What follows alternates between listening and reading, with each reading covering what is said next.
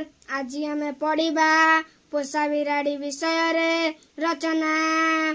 चलतु डेरी न करी भिडियोटी को आरंभ करिबा। आम घरे गोटे पोषा बिराड़ी अछि।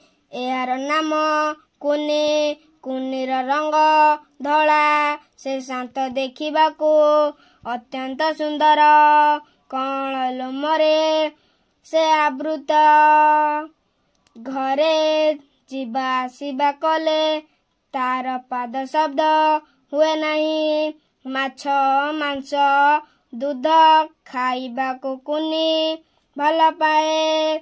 घरे थिबा खाद्य पेय से चोरी करी खाए नहीं। घरे थिबा मूषा मानंकू मारी दिए। माँ कुनी को सफा सुतुरा रखती। से ताकू खाइबाकू दियंती। कुनी माँ को कोଳରେ शुए। कुनी सबुबेले मियाऊ मियाऊ हेउथाए। घरे समस्ते ताकू भल पाती। आज आमे पढ़िले पोषा बिराड़ी विषय रे रचना।